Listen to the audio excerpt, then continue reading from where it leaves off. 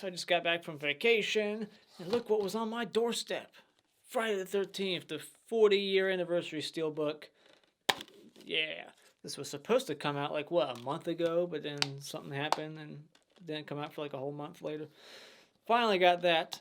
Now let's talk about Laid to Rest, the franchise. I will be doing part 2 next week. There is a part 3 currently trying to, raise money and whatnot. Kind of like other movies, like Never Hike in the Snow and Terrifier 2. That's actually already done, I think. So if you're a fan of these two movies, just know that there is a third one, supposedly. So go donate to it if you want a third one. I saw this movie back when it first came out, I think, back in like 2009 or 10. I actually really liked it, but every view since, this is one of those movies that, like, as you get older, or, just the more you watch it, it just goes down and down and down in quality. I didn't like it this time. So yeah, my viewing experience was not as good as I remembered. So let's get into this movie. What is it about? This movie is about a woman who wakes up with amnesia. She doesn't know who she is, where she came from. She doesn't know what the fuck to call a coffin. She wakes up in a dead box and tries to figure out who she is. And meanwhile, there is a Chromeskull mask-wearing slasher who videotapes all his murders, because why not? And blah, blah, blah. It's a slasher. All right. So let's talk about it. What are the things that I like about this movie? Well, kind of touch base on it. The killer. The actor who plays this killer, I heard he said that he went to Hollywood with the dream of being Michael Myers. And his character in this movie basically is Michael Myers. He gets shot 6 times and he never dies. Like, he just keeps getting back up. He never dies. He's a mute, doesn't make noise. He's like Art the Clown. He gets hurt and he still doesn't like scream in pain, but you can tell he's in pain, but he can't make noise. He's a mute killer, typical for slashers. His mask is cool looking. I like it. He's even got like a tattoo on his chest. He's wearing that. He loves that mask so much. He wears it with pride on his chest. And his knife is awesome. It's like a big old Rambo Bowie knife looking thing with all these extra little blades on the side. Looks pretty cool. Does extra damage. And the kills and the gore of this movie are the highlight. If there's anything you need to watch from this movie, it's just like a montage. I'm going to show you some clips throughout, so just watch this review.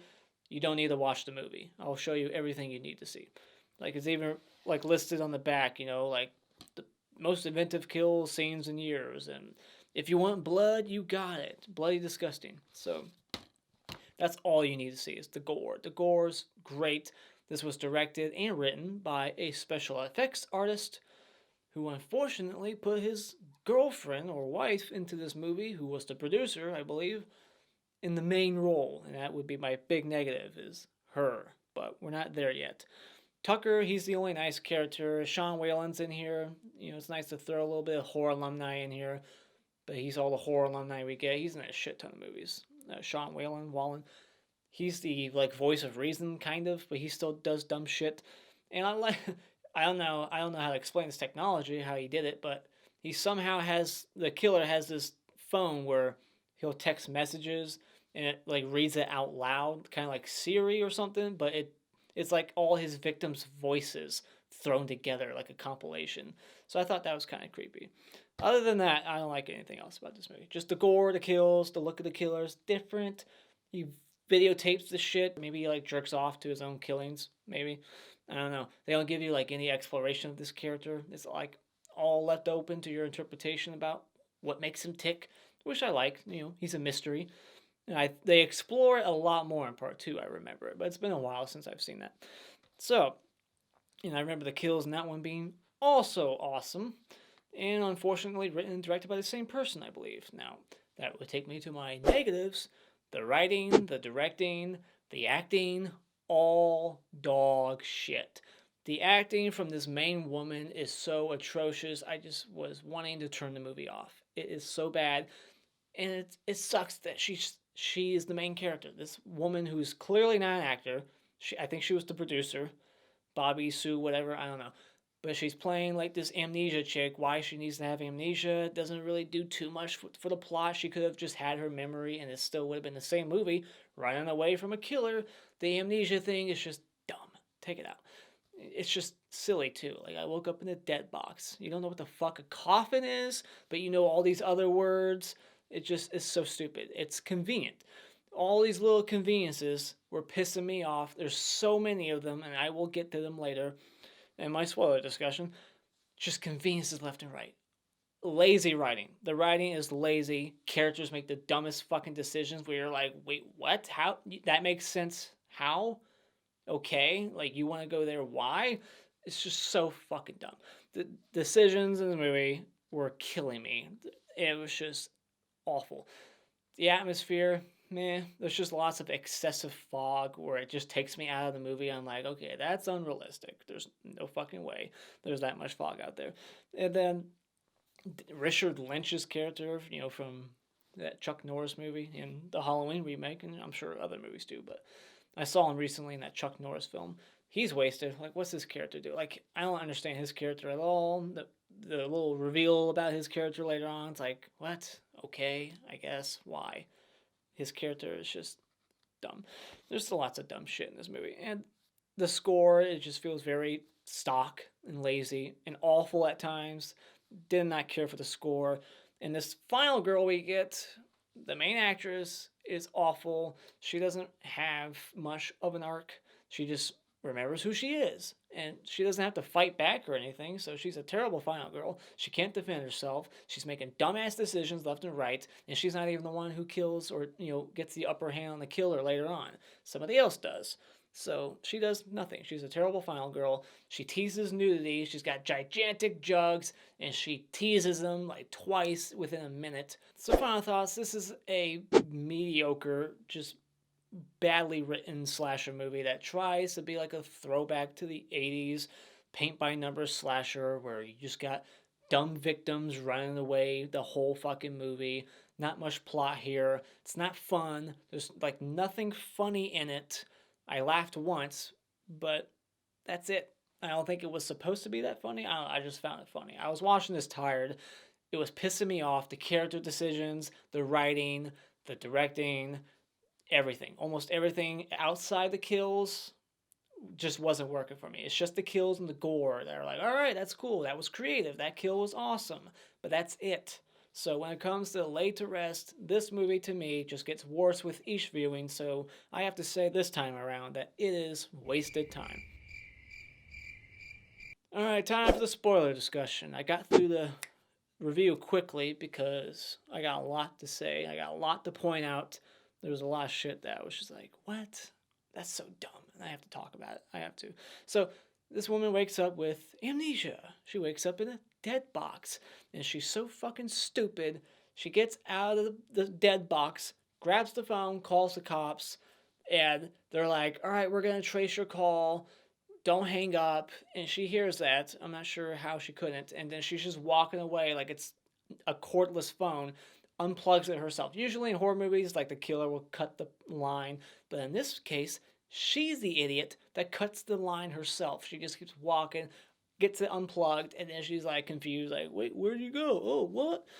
It's so fucking stupid. Like, oh. And then, yeah, Richard Lynch's character, he pops up, gets killed.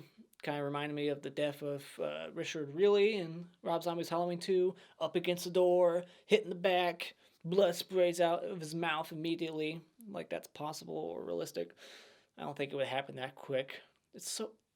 Movies do that too much. This movie has a lot of cliches that I will point out. But another one is just like this whole, like, when people get stabbed in the gut or in the back, they just puke blood immediately. It's like, is that how that would work? I don't know. I just don't think it would.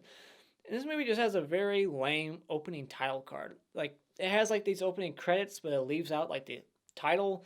And then after she's, like, running away after Richard Lynch dies, it just goes, laid to rest. It's like, usually that's saved for something that's, like that's placed after something awesome. You know, like, you build up to that, and then when it pops up, you're like, fuck yeah, I'm ready for this. This is going to be awesome. When that title card pops up, you're like, oh, okay, yeah, whatever. That was lame. Richard Lynch gets killed, whatever. It's just a lame opening. Why just put the title card at the beginning? Whatever. So then, yeah, we find out that the police are 100 miles away from, I guess, this morgue or this a funeral home. And the guy says that when you call 911, it goes to the police station 100 miles away. So there is no local thing that's like within the area, wherever the fuck this is. They never really say. I guess it's the South because everybody has a Southern accent. So, yeah, there's that convenience. Oh, cops? Well, they're 100 miles away from where I live. Why the fuck are you living there? Like, how close are they to the funeral home, Tucker and his wife? And, oh, we don't have modern day technology because it's Alabama or wherever the fuck they're from. Like, everybody in this movie has, like, what, Windows 95? It's 2009. The killer has a modern day, like, phone and a modern day camera on this thing. Like, I think it's modern, whatever, it doesn't matter. It's tomato. But they have no phone. They don't need one because they ain't got friends. And then they ain't got no fucking computer, but Sean Whalen does. But it looks like it's like Windows 95 or some shit. It's like, it would be like Windows 7, right? 2009? I don't know. And then who the fuck sleeps with their window open? Like, there's a killer chasing this girl. You pick her up. You don't think the killer knows where you live, but you're the only house, probably one of them, near that funeral home because he gets to you quick, so I'm guessing you live down the road. You didn't expect him to show up, and you just let your wife sleep in there by herself with the window open so he can slide on in there and kill her. I don't feel sorry because you're an idiot. And then later on, after his wife gets killed, I know I'm jumping ahead, but he's like, oh shit, that's right, I own a gun. How the fuck did you forget that? Rednecks never forget that they own a gun. This guy is from the South, right? He should remember that he has a gun. That's just bullshit. But yeah, the wife gets killed, and it's gnarly as fuck. Like, she gets the knife through the skull. Awesome effect. Mixture of, like, CGI enhancements on, like, the face, her eyeball moving around.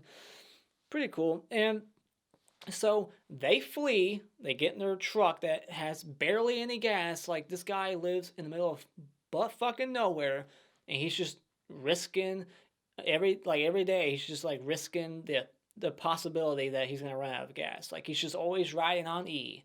Like, there's probably one gas station in a 100-mile radius of where he lives, and he's just riding on E. Convenient. And then, like, as they're leaving, immediately, like, within the second that they leave framed, like, it just pans over, like, oh, there's brother-in-law and girlfriend. Why are they there? Because brother-in-law, who for some reason didn't see that guy leave, don't know how, he wants to catch his brother-in-law in the act of like he's cheating with the prostitute. Like, so you're gonna go sneak to your brother-in-law's house in the middle of the night when you already are planning to go there in the morning, and they know that. Why not just confront him then in the morning? Why you gotta go there now? It's convenient, so we can add to the body count, and then, oh, I'll take my girlfriend along. She needs to see this fucking shit. Like, this is a family matter. Your girlfriend has nothing to do with this shit. But she is hot, so I guess you just take her around like a trophy. Like, look. I don't know why he brought the girlfriend. It was just so stupid. And then, so yeah, the Prologue gets killed. Awesome death. Right through the cheek. Slices it open. Like, his head just pops right off. Awesome. Then the girlfriend, for some fucking reason, she gets out of the car. She knows the killer's on the other side. But what does she do? She looks underneath the car to see if she can see, like, the killer's feet. Makes no sense. Of course he's over there. Do you think he's going to disappear like Houdini? What the fuck are you trying to do? And then we meet Sean Whalen, who emails the cops from his old-ass computer. And they get there. He does that for them. And then Tucker's like, all right, you're coming with us. You're in this now. No, the fuck he is not. He is after you, or just the girl. You can just fuck off. Leave Sean out of this. He is not involved with you guys at all. It's just, he called the cops. Chromeskull's none the wiser. He shouldn't know that he helps you at all. Just fucking leave. Leave. But no, they gotta handcuff Sean into their fucking mess. Makes no sense to me. Did I miss something? How is he a part of it? you're in this now. Come with us so you can die. And then that cliche, this line that's in almost every movie, almost every horror movie. The line where they're like, no one else is dying tonight. Not on my watch. Not on my watch. No one else is dying. Everyone's going to die. Almost everybody's going to die. Especially the guy who says that. Always. And then, yeah, Sean Whalen, he's like, okay, I guess I'm in this now. I'll go get my team, whatever the fuck your name is, shirt, because I'm on your team now. I'm going to join you. So then they go to the police station. We get like a Halloween 4 here where everyone's just dead. Cops suck. And then we get like a Halloween 2 moment here also where Chromeskull is bleeding out of his mask because she stabbed him in the eye earlier, I guess. So he's like bleeding out the eye hole, which looks cool. And so yeah, there's lots of things in here. I was like, oh, that's like that movie, this movie. Obviously, they're wearing their inspiration on their sleeve when making this movie. There's like even an intruder like shot towards the end involving like a severed head on like the fridge in the supermarket. It's very Intruder. It's like the poster of Intruder. So they leave the police station. They barely escaped by the skin of their teeth, and they just stop to go back to the funeral home because I need to remember stuff. Maybe if I go into the funeral home, I'll remember stuff. That's not a good reason to stop. Just go to the next police station, go into town, drive. No, let's go to the funeral home where there's nothing to protect ourselves with. It's just so goddamn dumb.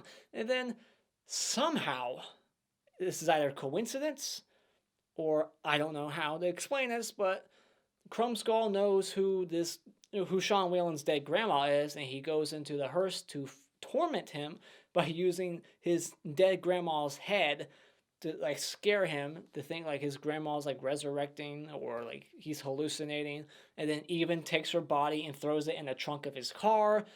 Like, was his grandma really a victim of his? That doesn't really match his MO. He usually goes after hookers and young girls that are pretty, not old bitches like his grandma. So why he has her in the back of his trunk makes no sense at all. There's just so many things in this movie where I'm just like, what? It makes no sense. That does not make sense. And then nobody else is gonna die. So he gets his gun. I made a video recently talking about the things that irritate me, and this movie had almost all of them outside of like a jump scare or like a cat scare.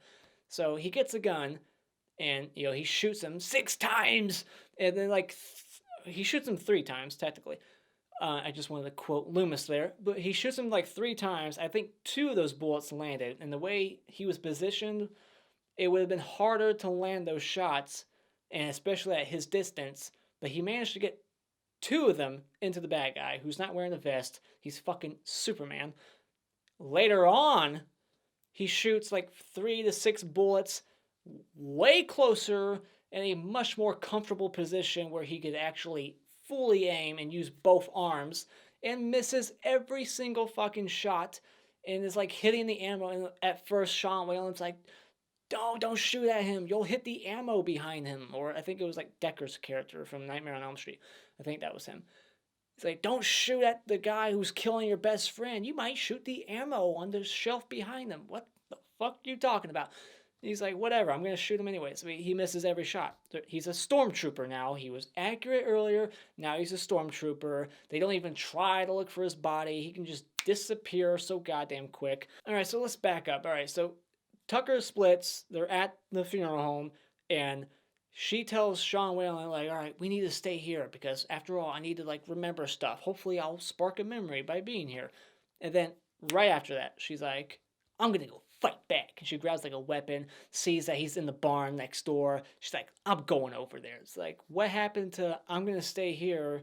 This place might help my memory. And then she goes to the barn as soon as the killer's attacking her, or like even walking towards her. She immediately like just goes back to being a chicken and running away, not even trying to fight back at all. It's like, what happened to Wonder Woman like a minute ago? Like, you're gonna be a superhero and fight back. What happened to that chick? She's just gone now. She checked out. She's so fucking stupid. And then this random chick, like, he just keeps some victims alive and kills others. I'm not sure what he's doing, but there's one chick who's still alive, and he just saws her throat and like rips her head off. It's pretty graphic, the appliance on that neck. Here's one thing I also don't understand. Like, he tried to kill her again and again, and then finally, when he gets to her, instead of slicing at her and killing her right then and there, he just drugs her to put her back at square one in a coffin again, or a dead box. It's like, why? Why? She's causing you so much trouble. Just fucking kill her. Oh my god. And then Sean Whalen, he drops one of the bullets in like a chest cavity. And like that bullet is just sitting there. No wind, no nothing. And then it just drops in. Like something supernaturally pushed it in there. So dumb. And then they're like, we need to call the cops. It's like, what do you mean you gotta call the cops? They're all dead. And you said it yourself. Whenever you call the cops in that area, the calls go to that one station. And that was the station you went to, right? They're all dead. So just call the cops. There is no cops. You need to call Dr. Loomis because you're clearly facing off against some kind of Michael Myers motherfucker who doesn't die when he gets shot. So, and then she just completely abandons them. Like, I gotta go get some batteries because I gotta watch these fucking tapes. It's that important. Fucking idiot. And then they follow. Like, if it was me, it's like, you just lost your wife. She is nothing but trouble. She's an idiot. She abandoned you. Fuck her. Alright? He's after her anyway. Just stay. Good riddance. Like, alright, I tried, but then you abandoned me. Fine. We'll see how long you last out there on your own. And I love how, like, Chromeskull can just catch up to these people like that. The way it's edited, I guess, maybe there's a lot of time in between that I'm not seeing, but it just feels like he's there. He just keeps catching up. He somehow knows where they all are. Like, he can trace where the fuck these people live. Like, he didn't get that truck's license plate earlier. We didn't see that. How did he know where Tucker lived? He must have been the only person living on that street. And then, yeah, we get that intruder homage. I talked about that. The severed head in the fridge. And then...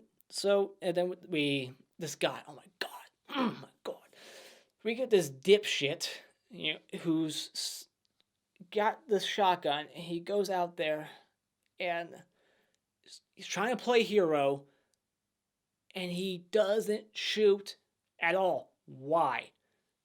Lazy writing. It's like, I swear, man, I'm gonna do it. Any second now, if you take 10 more steps closer to me, I swear I'm going to pull this trigger. And then he just gets his own head fucking blown up. And it's like, good riddance. You deserve it. All right, screw you. You're an idiot. I mean, fuck me. And then this other guy gets his, like, head sawed off again. We get the same death twice, except this time, like, he's bleeding a bunch before he ever starts screaming, which made no sense at all. And, yeah, then, like I said, the guy becomes a terrible shot. Sean Whalen, he contaminates the mask or the glue, so the next time he puts the mask on, it like fucks up his face. She finds out she's a porn star. I have to believe she was already a moron before the amnesia. There's no amnesia in the world, correct me if I'm wrong, that just makes you forget little words like coffin or 911. Like, she didn't even know what the number was, but she knew how to read and saw the thing that told her. That amnesia. That's like selective amnesia. That's convenient as fuck. And then, but yeah, his face melts. He is done. He is fucking destroyed. Like, his face, it is completely mutilated. And then she takes the bat and bashes it in even more.